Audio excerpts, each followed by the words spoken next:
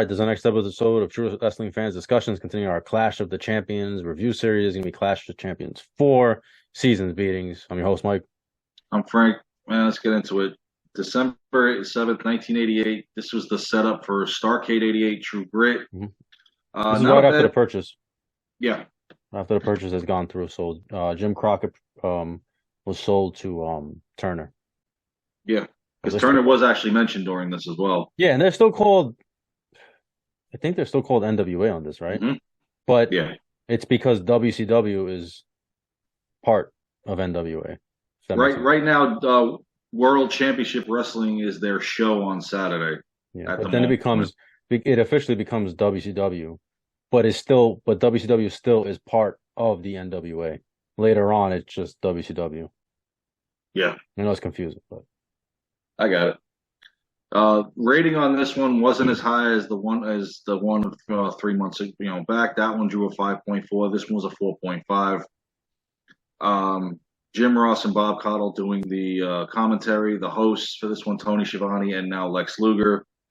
Again, this was the setup for Starrcade and the matches that we'll have there. Our opening match on the card was for the end of the finals in the tournament of the NWA United States Tag Team titles. The Fantastics versus Eddie Gilbert and Ron Simmons. Problem with this match is it was way too long. It kind of dragged. 25 minutes into the match, we're still doing headlocks and takedowns and stuff. And by now, you should be trying to figure out how to get your finishing move on and get the match won. I mean, it was just, it dragged out considerably. It's two babyface tag teams in this one. That was the only issue to me. Otherwise, it was a good match. It just, to me, was just too long. And it ends with Fulton rolling up Eddie Gilbert for the pin. And that was just with seconds to go in the time limit. And they became the United States Tag Team Champions as a result of that win. I did like that belt with the red strap. Yes, I did like the U.S. tag titles. Yeah. It was a shame that eventually they just got rid of them, and it was just one set. Considering that NWA was known for their tag team wrestling, especially 6-man. So it's just a shame they dropped it all.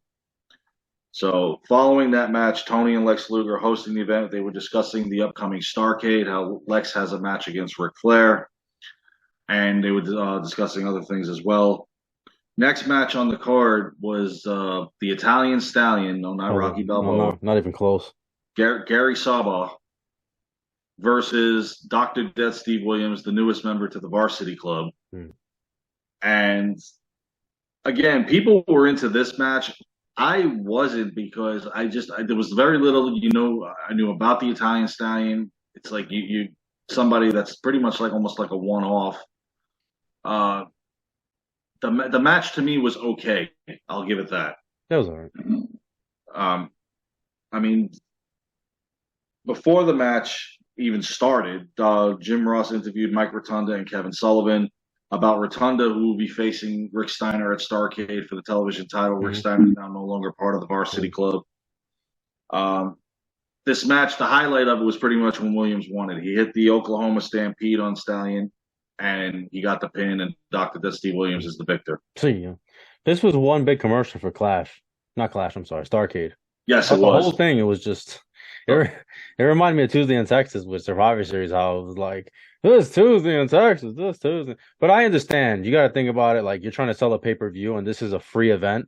So that makes sense. And what you're advertising is your biggest event of the year. This is your WrestleMania. And we've covered Starrcade 88, and that was a pretty good pay-per-view. It was a pretty good show. It's funny how the season's beatings is used years later for WWF In Your House. They take the season beatings moniker. What are you going to do? So following that match, Magnum TA had interviewed the Junkyard Dog. At Starrcade, JYD will be teaming with Ivan Koloff against the Russian Assassins.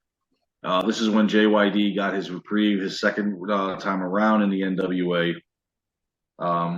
When I saw him and I saw Magnum, Dark Side just clicked right into my head. I was like, oh wow, we just covered all this.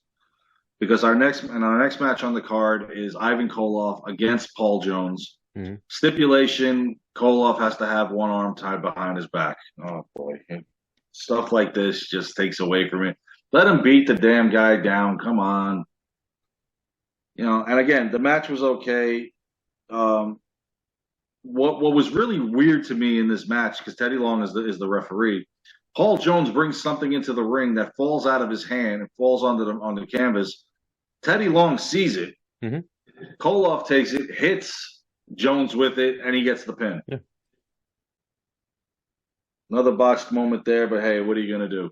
Ivan Koloff got the win, but what was interesting was after the match, the Russian Assassins came down, beating down Ivan Koloff. JYD came and made the save. So we're definitely set up for that match at Starrcade.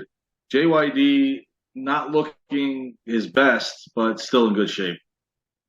So it was just good to see him, and when the Magnum TA was interviewing him, man, I just loved it. I love JYD on the microphone. So the next segment, Tony and Lex Luger were talking about the match, and of course the following weeks to come. Yeah, they had Luger out there doing, like, what the hell was Luger doing out there doing commentary? He wasn't good at that role. No, he wasn't. He's not natural. They had Flair 3 months earlier doing it. No, but Flair, him doing it. Yeah, but it's not. Flair can do it though. He's Ric Flair. Luger is not Flair yet. No. Luger's better at being that cocky, arrogant, like just heel. Whereas Flair he's a better talker. He can do anything. Yeah. The next segment after that was Magnum TA was interviewing Rick Steiner. Mm-hmm.